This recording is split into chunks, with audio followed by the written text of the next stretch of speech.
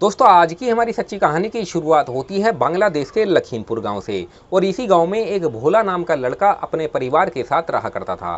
भोला की उम्र तकरीबन 24 साल के आसपास होती है। भोला अपने माता पिता के साथ रहता था और मेहनत मजदूरी किया करता था और जो कुछ भी पैसे कमाता था वो अपने माता पिता को लाकर दे दिया करता था। भोला ने पढ़ाई लिखाई बिल्कुल भी नहीं की थी। वो घर पर ही रहता था क्योंकि उसका मन पढ़ाई में बिल्कुल भी नहीं लगता था, इसीलिए वो मेहनत मजदूरी करने लगता है। जी हाँ दोस्तों, भोला के बगल में ही एक मकान और बना हुआ था और उस मकान में एक अनुराधा नाम की लड़की अपने परिवार के साथ रहा करती थी। भोला के परिवार का और अनुराधा के परिवार का काफ़ी मेलजोल होता है, आना जाना होता है, इसीलिए अनुराधा और भोला एक दूसरे को भाई बहन मानते थे।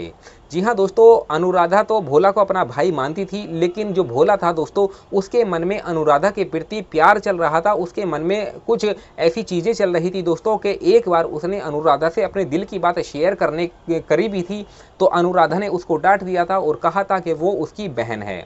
इस तरीके से दोस्तों जो अनुराधा होती है वो भोला को चुप करा देती है।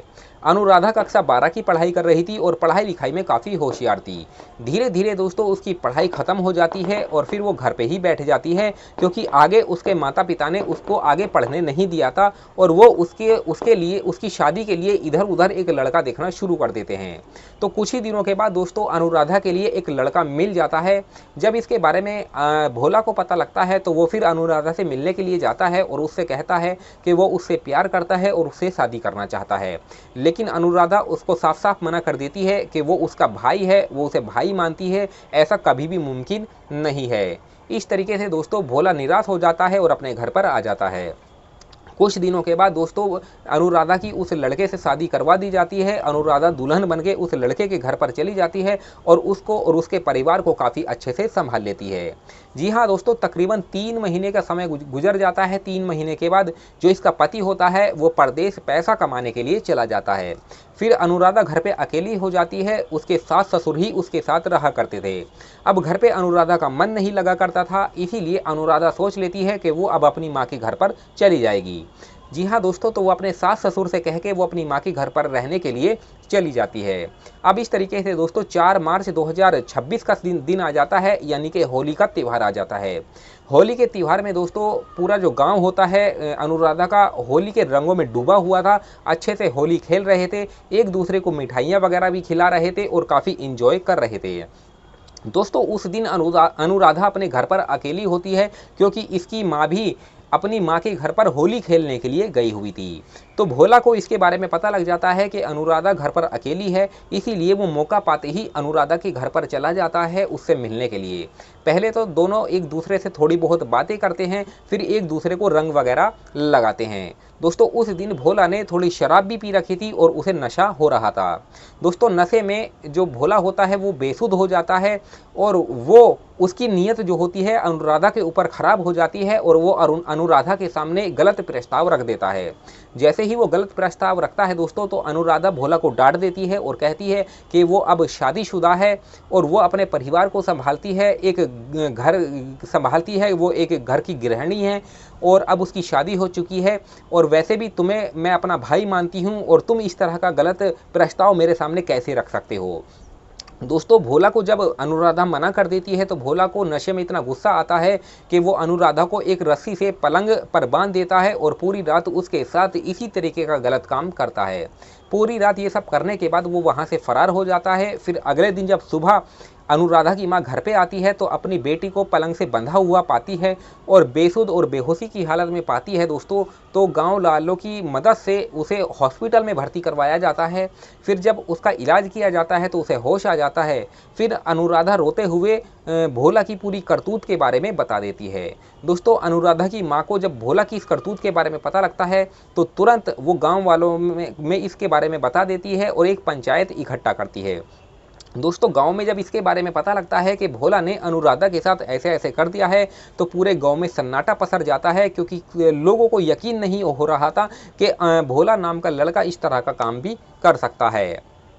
उसके बाद दोस्तों पंचायत में बात रखी जाती है। अनुराधा अपने ऊपर हुई आपबीती के बारे में सभी लोगों को बताती है। उसके बाद भोला को भी पंचायत में बुलाया जाता है। जब भोला से इसके बारे में पूछा जाता है तो भोला अपना जुर्म कबूल कर लेता है। उसके बाद पंचायत के लोग और पूरे गांव के लोग भोला को फटकार लगाते हैं, उसे काफ़ी डांटते हैं और उसे गांव से निकालने की सज़ा दे देते हैं और उससे कहते हैं कि आगे चल के तू किसी और लड़की के साथ ऐसा ना करे, इसीलिए हम तुझे हमेशा के लिए इस गांव से बेदखल करते हैं, इस गांव में तू कभी आ ही नहीं सकता। दोस्तों भोला को ये सज़ा सुना दी जाती है। फिर रातों रात भोला उस गांव को छोड़कर शहर चला जाता है और वहीं पर रह के काम करने लगता है। दोस्तों इस कहानी और इस घटनाक्रम को सुनाने का हमारा मकसद आप लोगों को परेशान करना नहीं था, बल्कि आप लोगों को ये जानकारी देना था दोस्तों कि इंसान भाई और बहन का रिश्ता भूल जाता है और भाई और बहन के रिश्ते में वो एक ऐसा अपराध कर देता है दोस्तों, जिसके बारे में जब लोगों को पता लगता है दोस्तों तो लोग ये सोचने पर मजबूर हो जाते हैं कि जो भाई और बहन का रिश्ता है वो तो सबसे पवित्र रिश्ता माना जाता है और कुछ लोग उसी रिश्ते को तोड़ देते हैं, उसी रिश्ते को शर्मसार कर देते हैं। तो जो अनुराधा थी दोस्तों वो भी भोला को अपना भाई मानती थी, लेकिन भोला ने भाई और बहन के रिश्ते को तोड़ दिया, उसे शर्मसार कर दिया और अनुराधा के साथ गलत कृत्य अपराध किया। तो आज के समय में दोस्तों हमारे देश में, हमारे समाज में इस तरह के लोग बहुत ज़्यादा हैं जो अपनी बहनों के साथ ही मौका पाकर उनके साथ गलत करते हैं, उनके साथ हैवानियत करते हैं, जिस वजह से ये लड़कियां बदनामी के डर से कुछ बोल नहीं पाती हैं, चुप रहती हैं और वो अपने भाइयों के जुल्म को सहती रहती हैं और इसके बारे में किसी को पता भी नहीं होता है।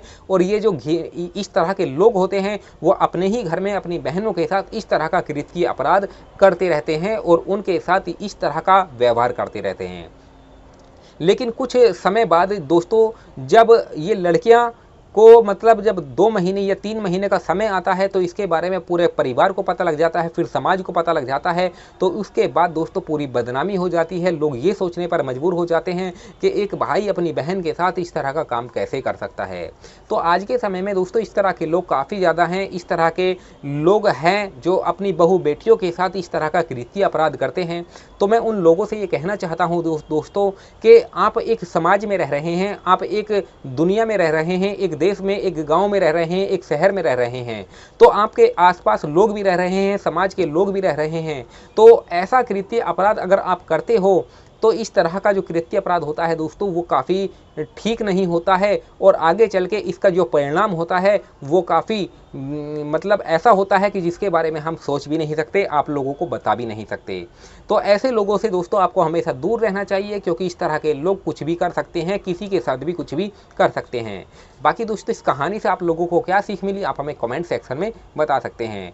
और ये वीडियो आप लोगों को कैसी लगी तो आप हमारे यूट्यूब चैनल को सब्सक्राइब कीजिए और ज़्यादा से ज़्यादा आप हमारे फेसबुक पेज को भी फॉलो ज़रूर कीजिए। जी हाँ दोस्तों, मुझे आप मेरी वीडियो देखते हो लेकिन मुझे ये पता नहीं लग पाता है कि आप हमारी वीडियो कहाँ से देख रहे हैं। तो ज़्यादा से ज़्यादा आप अपना नाम और अपनी सिटी का नाम कमेंट बॉक्स में ज़रूर लिखें, ताकि मुझे ये पता लग सके कि आप हमारी वीडियो कहाँ से देख रहे हैं। तो चलिए दोस्तों मिलते हैं फिर किसी और वीडियो में, तब तक धन्यवाद।